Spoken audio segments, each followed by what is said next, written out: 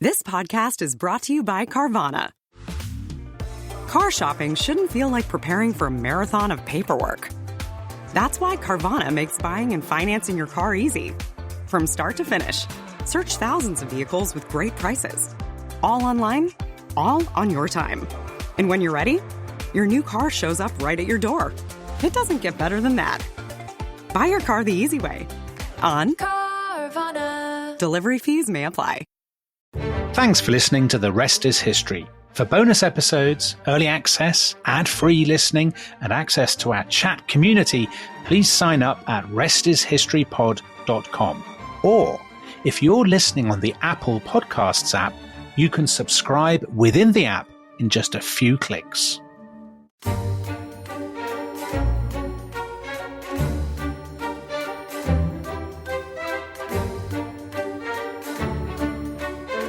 Often in the theatre, in the full view of the people, Theodora would throw off her clothes and stand naked in their midst, having only a pair of knickers over her private parts and her groin, not because she was ashamed to expose these also to the public, but because no one is allowed to appear there absolutely naked.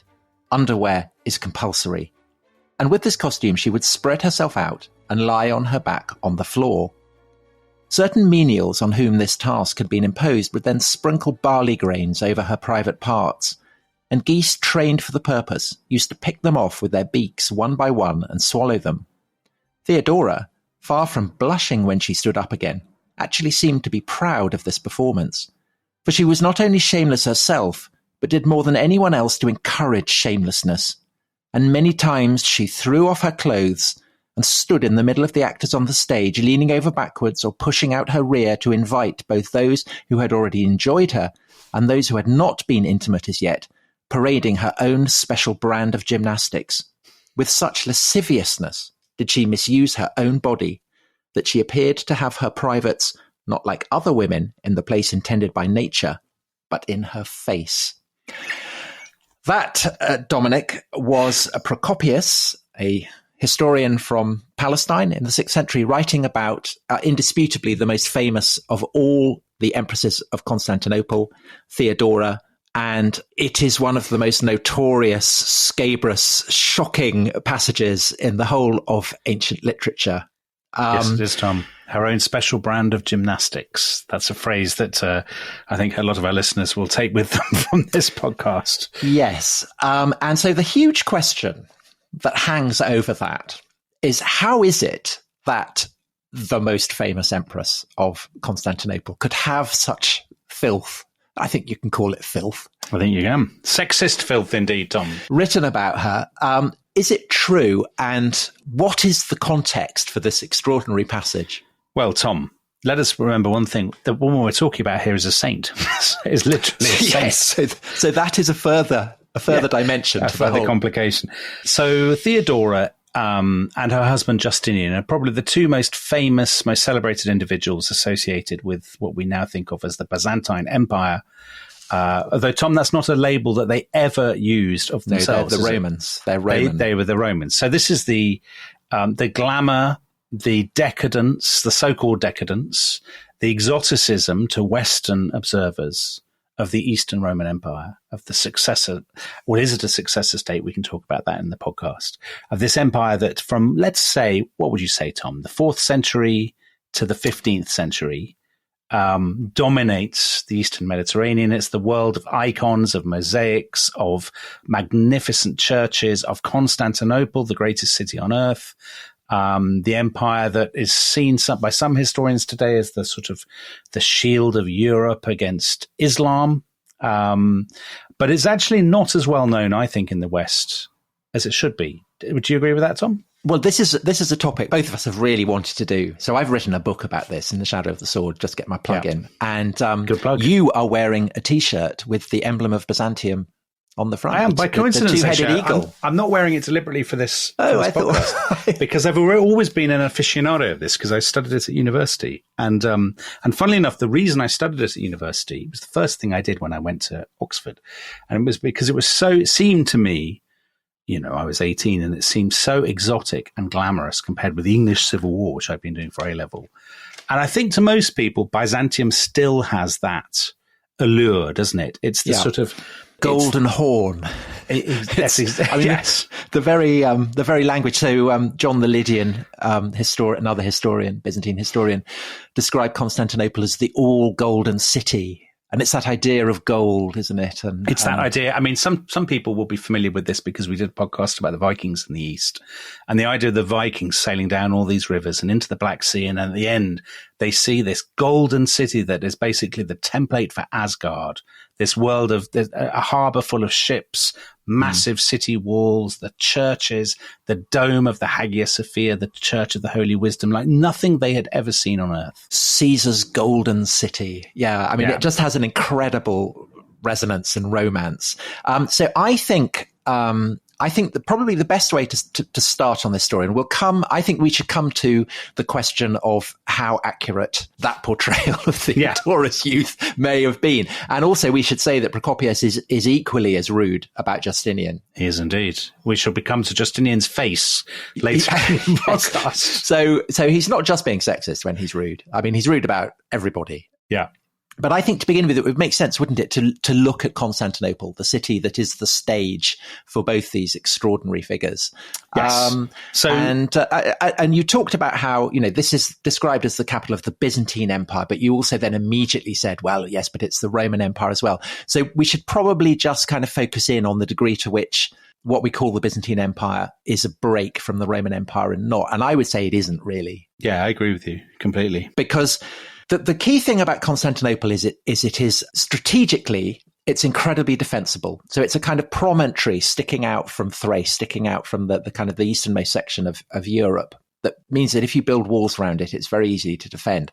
But it controls what already by the 2nd century are the two key areas for Roman strategists, namely the Danube and the frontier with the Syrian frontier. So I'm writing about Hadrian at the moment. And when he becomes emperor, he's facing war both on the Syrian frontier and on the Danube. And so the first winter that he spends as emperor, he spends probably in Byzantium, which is the original Greek name of the city. So even then you can see that the fact that this is a position from which you can control these kind of two frontiers makes it absolutely key. And really the question is why it wasn't bigger. And I think one of the reasons why it wasn't bigger and more strategic before it kind of gets promoted to become the second Rome, the new Rome, is the lack of water. It's as basic as that. Yeah. But once you sort that out, so once you've got aqueducts, these tremendous aqueducts bringing water to the city. I mean, as you say, I think the position is, so you can go to the Bosphorus, obviously, most people will have heard of the Bosphorus, the waterway, the strait that divides Europe from Asia. You've got the Sea of Marmara, and once you go down through that, you're into the Aegean. So the strategic location is perfect. And I think if you think about the Roman Empire, so obviously Rome, the city of Rome, still has this tremendous sort of prestige, but all the action has been taking place on the frontiers for the Romans by what are we talking about, the 4th century, I suppose. Yeah. And they've been moving around, haven't they, the emperors? They've spent time in Milan. They've moved. They need their military emperors who need to be close to the frontiers to deal with the action on the frontiers, which is the kind of, in inverted commas, barbarian incursions. And Constantinople makes sense, as you say, because actually we often, because we're so Western orientated, we forget that for the Romans, the big rival was always the same, wasn't it? It was Persia. Yeah. And that frontier in Mesopotamia is, of all the frontiers, I suppose that's the high value one, the prestigious, because a victory against the Persians is more valuable in PR terms than a victory against Goths or something. Because back in Hadrian's day, he's facing the Parthians, who are a kind of shadowy threat compared to the Sasanian Empire that emerges in the 3rd century and which kind of endures throughout this period. And effectively, it's a rival superpower, which the Romans hadn't previously had to face. Yeah. And so that, I think, is really the key to why the city of Byzantium in the early 4th century becomes the city of Constantinople. Constantine has defeated all his rivals for the rule of the empire. He's the sole ruler. And just as he is the sole ruler on earth, so he has enshrined as the prevailing deity over the Roman Empire, the Christian God who rules alone over the universe, the cosmos. And he wants a new capital. And I think that is what makes Constantinople different to, say, Milan or Trier or any of these other kind of places that have been temporary capitals, is that Constantine deliberately sets out to make it a second Rome, a new Rome. But what's so interesting about Constantinople, though, isn't it, Tom, is that it is the duality. So it's both a new Rome, and that at first they have lots of statues of Romans, don't they? They do it in that kind of classical style. But at the same time, it quickly becomes a sort of rival center of Christendom to Rome itself, doesn't it? And that's really important because it gives it a different character from Rome, which I suppose to some people might seem tainted by the paganism of the past. To a degree, but I think that when Constantine founds Constantinople, and right the way up to the time of Justinian in the early 6th century, the patterns that Constantinople has inherited from Rome are really important. So you have the figure of the emperor and his palace, and initially Constantine it's modeled on a praetorium, so a kind of military headquarters, but it rapidly becomes much, much larger than that, this kind of great sprawling edifice. Then you have a Senate, and then you have the masses of the people. And just as in Rome, the emperor meets the people in the Circus Maximus, which is the great chariot racing space. So in Constantinople, you have this space, the Hippodrome, where chariots race. And so that idea of a kind of tripartite division of the emperor, the Senate, the people is something that Constantinople inherits. And I think that there's a kind of people in Constantinople feel the kind of anxiety of parvenus in the early years, which is why Constantine basically, he does a Lord Elgin. He just goes around, the great cities of Greece, stripping them of all their treasures and dumping them in Constantinople. So there's this great bath complex there, the baths of Xipus, which are absolutely adorned with, it's kind of like the British Museum. It's absolutely stuffed full of loot. So I think that matters. And topographers kind of, they rustle up 7 hills in Constantinople.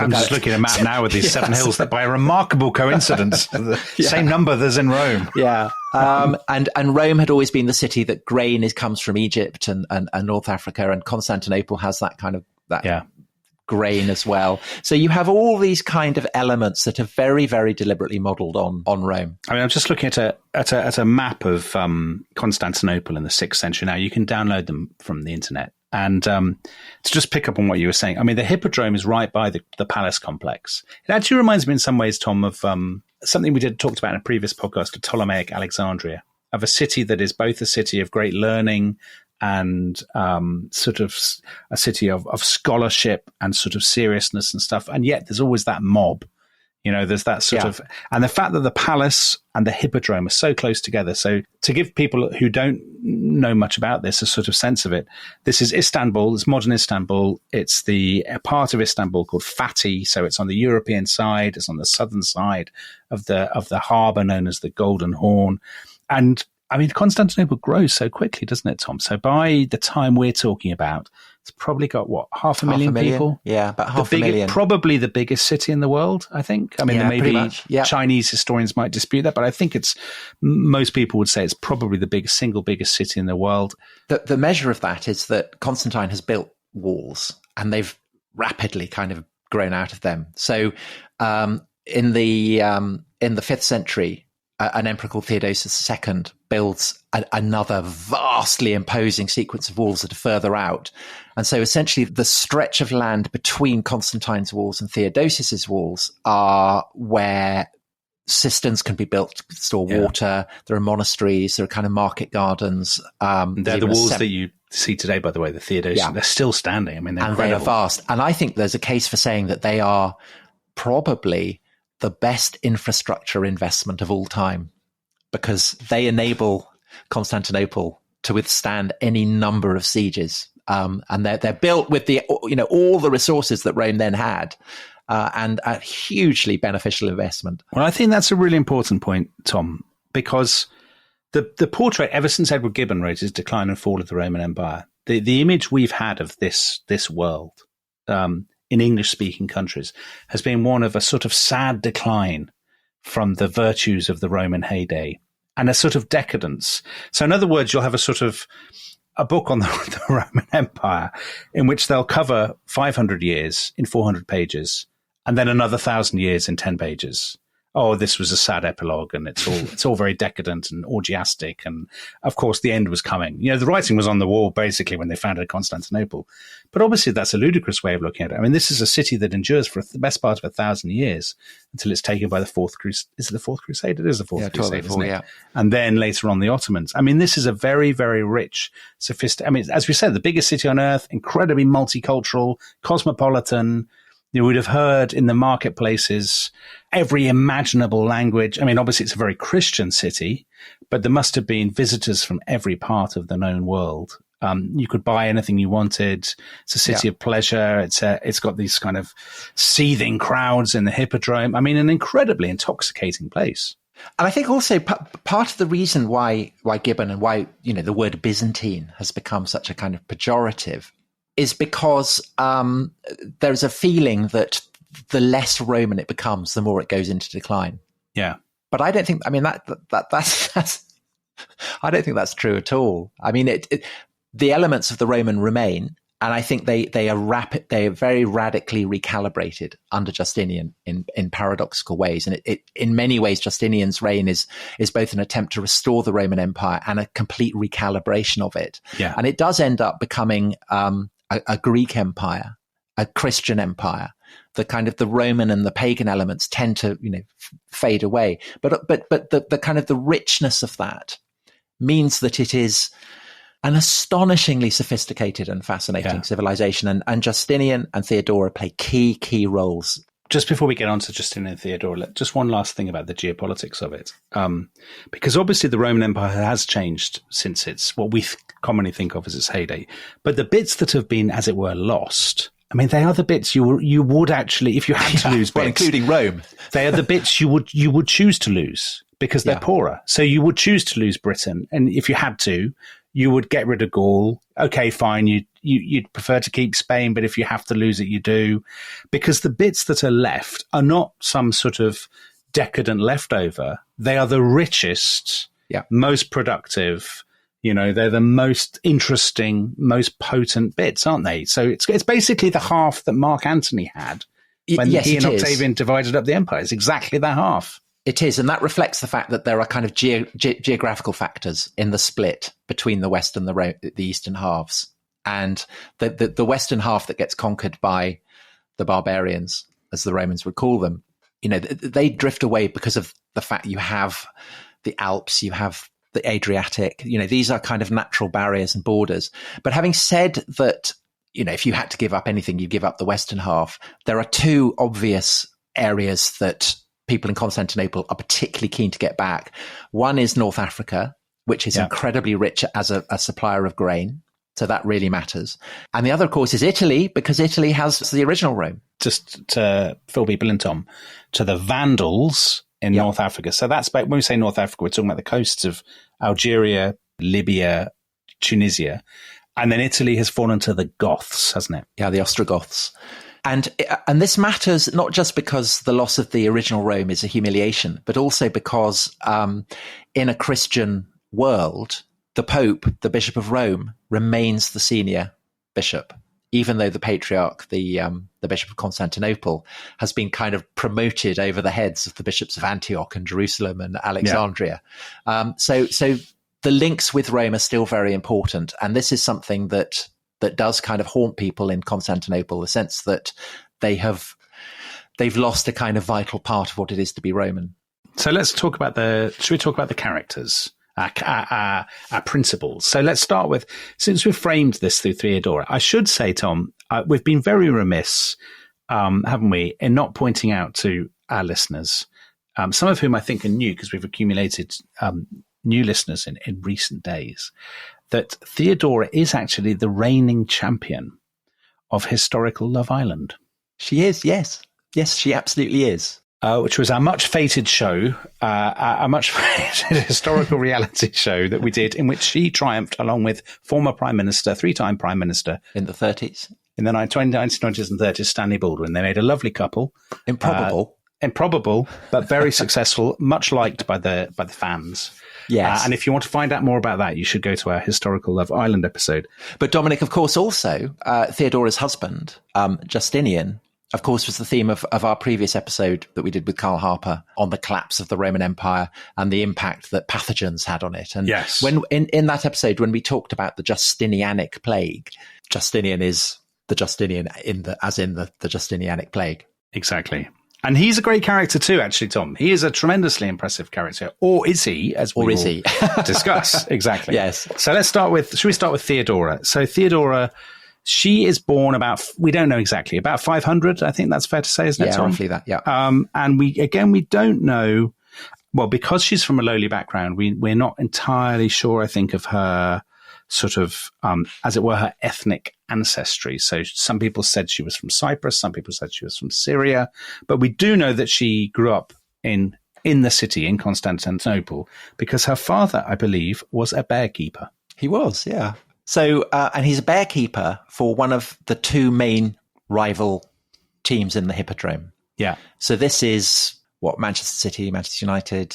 Yeah, but it's bigger than that, isn't it? It's much bigger than that. Liverpool, Everton. The Greens and the Blues. The Greens and the Blues. And they hate each other. The supporters hate each other. But they're not just... So people often... I mean, it's one thing that people who don't know much about Constantinople know about Constantinople is they had these mad circus sort of chariot racing factions and teams. But they're more than sports teams, aren't they? They're kind of militias. They're almost... Yeah. They're kind of clubs. And they take sides in kind of theological arguments. Yeah. Which I think is something that we very much miss from contemporary sport. Yeah, you don't get that with fans of West Bromwich Albion, do you? They are... Well, they're potential paramilitaries. Yeah. So, obviously, if you've got huge gangs of ultras, they're the kind of standing temptation, aren't they? Yeah. Well, you kind of get that slightly in Russia, don't you, today? You get it in Russia, you got it in Yugoslavia in the 1990s, fans of Dinamo Zagreb or Red Star Belgrade. Yeah, absolutely. I mean, that's not unknown at all. I mean, to a degree, perhaps just, a little bit in Glasgow. Celtic Rangers. Yeah, I mean, a slight kind of, there's, because there you have a kind of sectarian divide.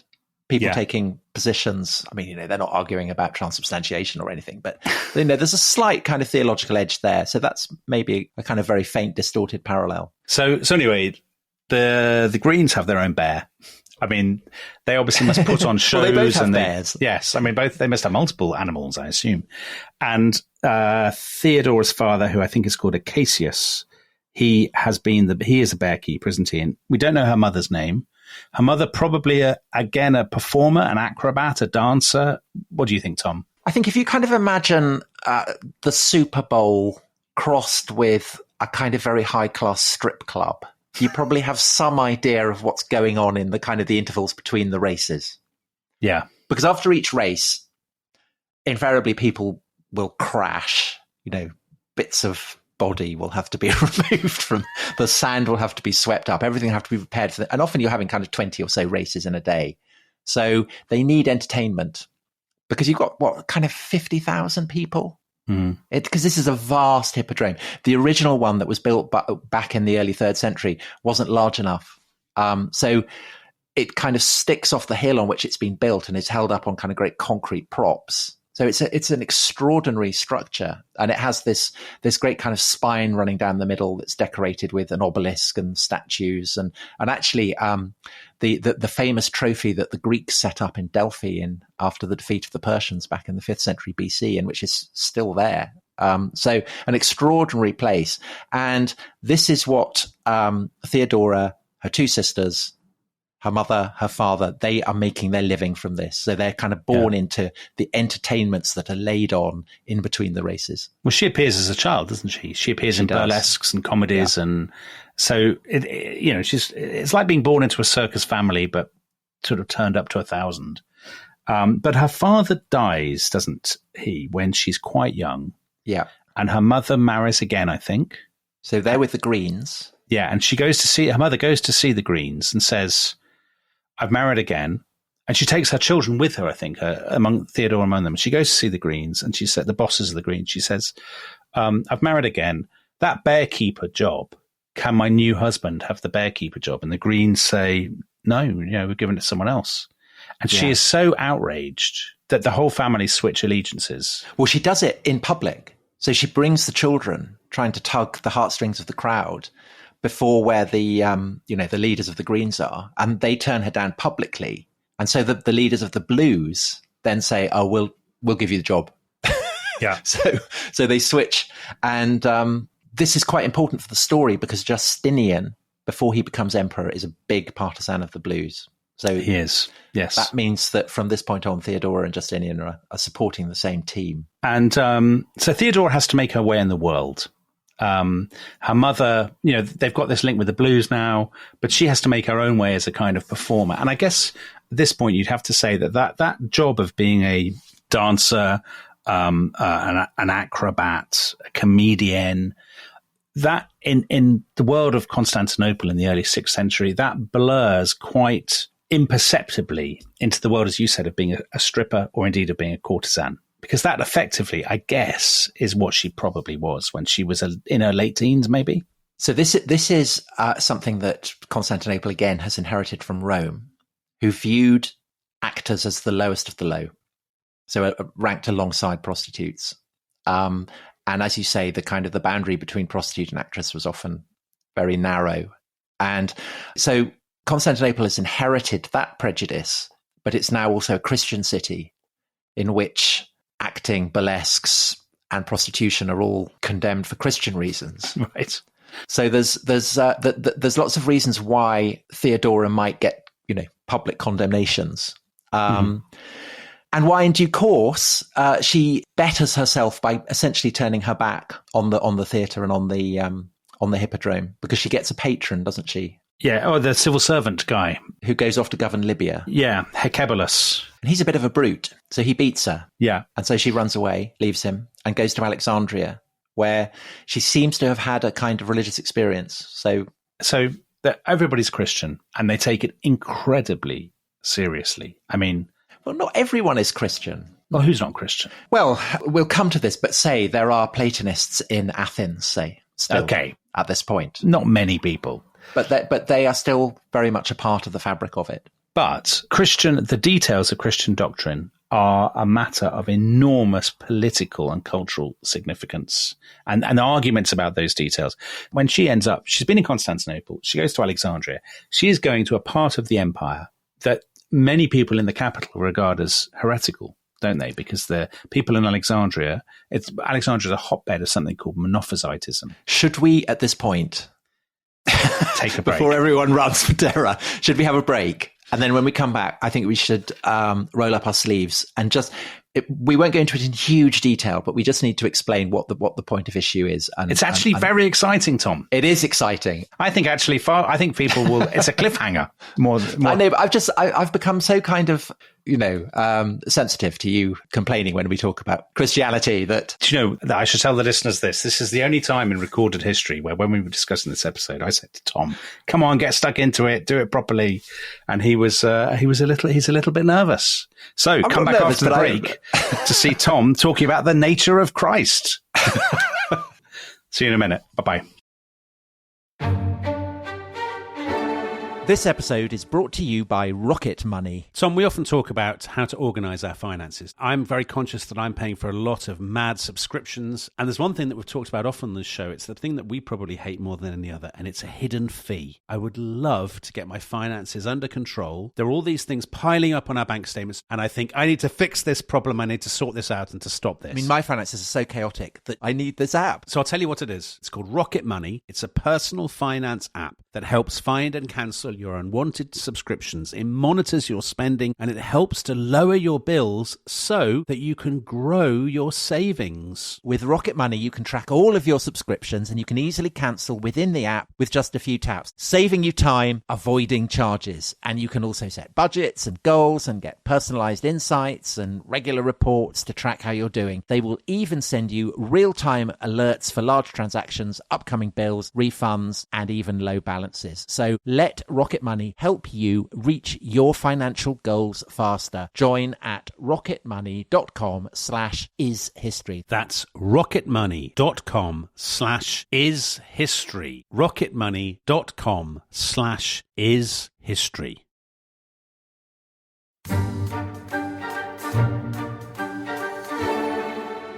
Welcome back to The Rest is History. Now, you may remember that the first half of this episode began with an extraordinary reading from Tom Holland about the special brand of gymnastics performed by the Empress Theodora when she was a girl. Now, Tom will be producing his own special brand of gymnastics, as he is going to explain the nature of the Monophysite heresy, a very exciting subject. It's actually a blood-stained subject, so it's much more interesting than skeptics might think. So, Tom, what on earth is going on? So probably one of the things that people know about Byzantium, and it's been a kind of subject of mockery again ever since the time of Edward Gibbon, is that the empire and the church is endlessly debating the nature of Christ. So this happens right from the beginning. So under Constantine, there are debates about whether the Son, Jesus, whether Christ is a part of God, whether the Son is kind of co-eternal with the Father, all this kind of stuff. And that gets resolved. And they decide basically that, yes, the Father, Son, and Spirit are all kind of part of a whole. This is very precise. But by the 5th century, there's a new controversy. And that is basically, so theologians have decided that Christ, the figure of Jesus, is both human and divine. So he has two natures. He has his divine nature and he has his human nature. And the question then is, what is the relationship of these two natures? Yeah. So basically, you can boil it down to thinking it like this. So is it like gin and tonic? So you have your gin, let's say that's the divine, and you have your tonic, that's the human, and you mix them up in a glass and they become indivisible. Yeah. Or are they like olive oil and water? Don't mix. And they don't mix. No. And so this becomes the kind of the great dividing line. I mean, we could sort of get bogged down in all this, couldn't we, in the details of it? But I suppose the essence of it is that, am I right in thinking there was ecumenical council? That's a big meeting of church bigwigs in 451. 600 bishops. In Chalcedon, which is now, again, part of Istanbul, but on the Asian side. Yeah. And they basically hammered out what they thought was the formula, and then some people didn't like it. Yeah, so the formulation that they arrive at Chalcedon, which is still upheld by pretty much so the Orthodox, the Catholics, Protestants, I mean, they all uphold it, is that you have one and the same Son, our Lord Jesus Christ, the same perfect in Godhead and also perfect in manhood, truly God and truly man. So in other words, the oil and the water, they're both equally important. They haven't mixed to create what in Greek is monophysis, a sole nature. I told you it would be Tom's special brand of gymnastics, and it is. But after Chalcedon, there are still people who are very keen on the idea that this single nature is what Christ is all about. So they come to be called monophysites. So as far as I can tell from my own reading of this, this is not just a sort of doctrinal theological issue. It's also an issue about power and regions and so Everything on. is. Yeah. So, of course. So you've got, as it were, the, in inverted commas, orthodox view, which is the view held in Constantinople, and it's associated, I suppose, with the state, with the emperor, and with a sort of central authority. And then you have this heresy, as it's called, which is Monophysitism, and that's stronger in places like Alexandria and bits of Syria and so on. So in other words, in Egypt and North Africa, in places that maybe would resist very strong central control and being bossed around by the capital. Yeah. So it's a capital versus provincial thing to some extent, isn't it? Well, I mean, you mentioned Alexandria, which is the second city. So of the empire, it always has been ever since the defeat of Cleopatra. It's like Constantinople, a very turbulent city, very proud of its dignity and status. And in a way, the kind of the tensions between Chalcedonian and Monophysite Christians become a way for Alexandria to kind of proclaim its distinctiveness. Yeah. And so when Theodora turns up there, she comes under the wing of the patriarch Timothy, and she becomes a very devout Monophysite. Rather in the manner, and I think that this is kind of an important part of her appeal to Christians in the long run, rather like the way that Mary Magdalene is coming to be portrayed as a kind of repentant prostitute. Yeah. Even if there is nothing in the Gospels themselves that sustains that, the idea that someone who has turned to Christ, whose background perhaps is not all it could have been, in a way is a kind of greater catch.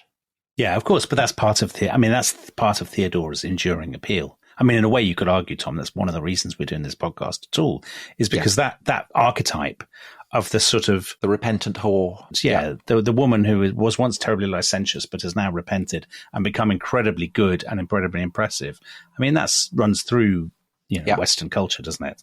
Yeah. So she must have returned. We don't know exactly when. I think to Constantinople. Yeah. At the end of her teens or in her very early 20s. Yeah. And there, at some point that we don't know, again, she's obviously still a great catch. I mean, she's still, young. Yeah. And she meets an older man who is a real rising star, whose name is, his original name is Flavius Petrus Sabatius, but now he calls himself Justinian. Because he's been adopted by a guy called Justin, who just happens to be the emperor. Just happens to be the emperor, exactly. So the empire, when Theodora was born, the emperor was a man called Anastasius. Yes. Who had interesting distinction. His eyes were different colours. Yes. One was black and one was blue, wasn't it? Yeah. A black eye. And he was also very bald. Very bald. I mean, can he be very bald? I think very bald because he gets praised by poets who are looking to flatter him. Right. About his baldness? Yes, because they hail him. They say of his forehead that it gleams like silver. So he's a balder man than Stanley Tucci, who's very bald, but he's even balder. But I think his forehead has this kind of this tremendous glow. This glow, and he is basically a kind of he's a bureaucrat. He's a civil servant who's kind of stepped up because there's a gap. There's a vacancy. And the fact that he can be praised for having a gleaming forehead, it's not a reflection not just on his baldness, but also the fact that he's an absolute whiz at accountancy. And the treasury has been a bit depleted. Anastasius' great contribution, rather than going out and kind of leading campaigns, he stays in the palace, he crunches numbers, he counts beans, and he sets the Roman currency, the Byzantine currency, on a tremendously strong new footing. So the solidus, as it's called, it is solid. It's a massively strong currency made of gold. And basically, this will be the kind of the underpinning for Byzantine financial strength for centuries and centuries to come. An immensely bald emperor with a very, very solid solidus is what you're saying. But anyway, that I think it's good to talk about Anastasius because that gives the lie to any lingering ideas that this is a sort of decadent, shambolic, incompetent, excessively corrupt, all of these kinds of sort of things that have been thrown at the Eastern Roman Empire. This is a confident, relatively stable state, isn't it? Dominating the Eastern Mediterranean. Basically, it's run by militarized accountants. Yes. Of whom Anastasius is the absolute exemplar. So kind of civil servants who are working in the Great Palace are kind of recruited into a non-existent legion. And they have swagger sticks, they wear gold, they wear kind of purple, they wear tremendous belts, which, these military belts that descend from the legionary tradition that become the emblem of the bureaucrat. And the palace, which had been built by Constantine on quite a kind of austere basis, by this point, it's a kind of cross between Gormenghast and the office. It's huge, kind of great warren of passageways, many different floors. All they even have a riding school in the middle of it. I mean, this is basically like 10 Downing Street, Tom. I mean, but on a much, much larger scale. Yeah. But you still have this kind of it's this kind of weird fusion of the legionary inheritance, but they're all accountants. So Anastasius is absolutely the exemplar of that. But of course, Anastasius needs to have guards. You need to have bodyguards because as the emperor. Of course you do. So they are also a feature of it. And bodyguards usually are recruited from, the more barbarous reaches of the empire, the Balkans traditionally. Mm-hmm. And so this guy arrives as a refugee from a barbarian invasion from what is now Skopje. So Skopje, it's called. And this is Justin. I think his original name was Istok. Yes, he's of peasant stock, isn't he? Possibly sort of Thracian ethnicity, we don't know. He's not, interestingly, Justin is not literate. So he has a stencil when he becomes, he has to do everything with a special sort of stencil. Anyway, we're jumping ahead. He's the commander of the guard, isn't he? Yeah. And basically, Anastasius has been emperor, from the end of the 5th century, and then he dies in 518, in the summer of 518. He's got no heir. And he doesn't have a son. Well, he does. I mean, potentially he has 3 nephews. Well, there's a very shambolic scene, isn't there, with his nephews? About the stuff with the couches? Remind me. So supposedly, I mean, this is one of these stories, and the rest is history in which we specialise, that's almost certainly untrue. He decided that God would decide who would succeed him.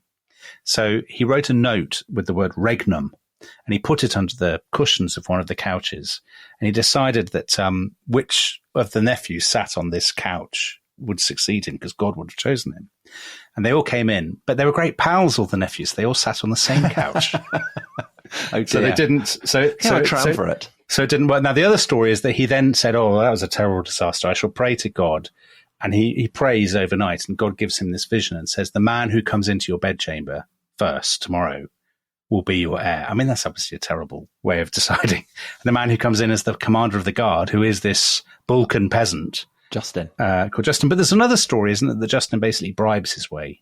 Well, so when Anastasius dies, one of these 3 nephews, who's a very able man called Hypatius, is in command of the Roman forces on the eastern frontier against Persia. So that's a key military command. You know, he's linked to the emperor, and he has command of the armies, but he doesn't want it, basically. So he's happy to stand down. He's clearly not an ambitious man. So you have this kind of squabble in the palace over who's going to do it.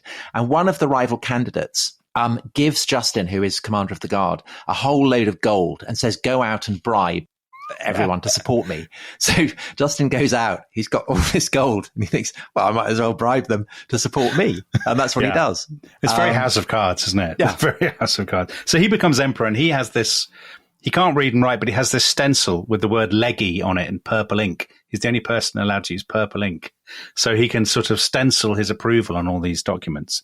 But by this stage, Justin, his name is Flavius Justinus, he is in his mid-60s, is he? I think 70 even. I mean, he's pretty old. So the real power behind him is his nephew, who he has definitely brought, is literate. Yes, who's almost certainly had an education in Constantinople, has come to sort of, to profit from his uncle's success in the guard. And this is the person who calls himself clearly very clever and quite serious, Tom. He's a very, very devout Christian. Yeah.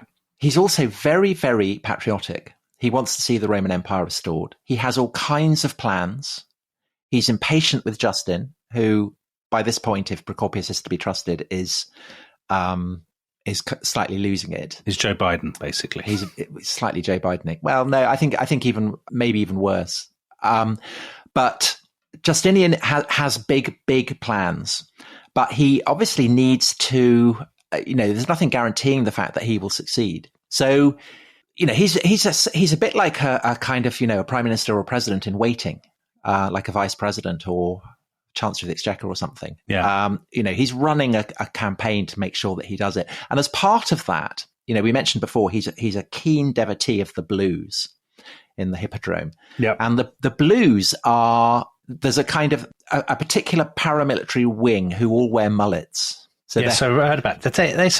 They're mullets and strange shirts that are very big, but are kind of, they narrow at the end of their arms and their wrists. Weird. Yeah. So they look, they're kind of like Hephthalites, kind of Hunnic people who are busy attacking the Persians at this point. So they're obviously very menacing, and Justinian employs them as a kind of paramilitary unit to essentially, establish himself as the master of Constantinople while Justin is in the palace. And he's preparing for the rule of the empire. And this is when he meets Theodora. But there's a problem. He falls madly in love with her. And even Procopius, there's not a breath in Procopius's literary assassination of Justinian and Theodora that they were ever anything other than utterly devoted to each other. But there's a problem because she comes from the kind of background that is legally unacceptable. It's not just in for a dig. It's positively illegal, isn't it? For somebody of senatorial rank, which Justinian is. Justinian was also made consul, I think, in 521. So he's had every office bar the imperial title that you could have, and he just is not allowed to marry her. And there's a further complication, which is that even though Justin is happy to kind of wangle the law and basically kind of fix it so that if you're a repentant actress, which I think is a wonderful concept, Right. A repentant actress or prostitute, then you can then the marriage is fine. There's a further complication because Justin's wife, if Procopius is to be trusted, was herself a slave. Had originally been a slave, a concubine. So she was known as her name originally was Lupicina, and lupa in Latin means a she-wolf, but it also meant a prostitute. So whether this is just Procopius being muckraking or whether that's true, we don't know. But clearly she came from, again, quite an infradig background. She has taken on, I think, the very telling name of Euphemia, which means well-spoken. Mm-hmm. So maybe Very Pygmalion there, Tom. Yeah, expressive of a certain kind of social anxiety. So basically, the last thing that Euphemia wants is to have this kind of showgirl as a daughter-in-law, because that will then direct attention to her own kind of awkward background. So she dies, fortunately, just in the nick of time. So Justinian and Theodora are able to get married. And then Justin dies, and Justinian is able to become emperor, and Theodora is given a remarkable degree of dignity. I mean, so Augusta, female of Augustus, this is the title of the empress. But Theodora is joined with Justinian in all kinds of salutations and formulae across the emperor. And he makes it absolutely clear that Theodora is going to rule alongside him. So this is the year 527, the spring of 527, I think the 1st of April. Justinian is in his mid-40s, 45 or so. Theodora is still in her late 20s, about 20s, probably about 27 or so. And they now have the reins of power in what is still the Mediterranean's most glittering, most potent, most glamorous and prestigious state, don't they? And Justinian has all these ideas about how he's going to rebuild the glory of Rome. He's going to change. He's going to transform the map of Europe. And well, Tom, we've been talking for almost 50 minutes. And I think what happens next, which is tremendously exciting, which involves riots, disembodied heads, Persians, plague, every horseman of the apocalypse imaginable. Cathedrals. Yeah, building cathedrals. It's tremendously exciting stuff. And I think we should reconvene next time to find out what happens next. Let's do that. So let's do that. We shall see you next time. Bye-bye. Bye-bye.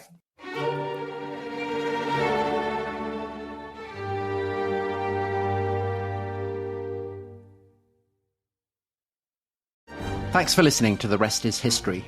For bonus episodes, early access, ad-free listening, and access to our chat community, please sign up at restishistorypod.com. That's restishistorypod.com.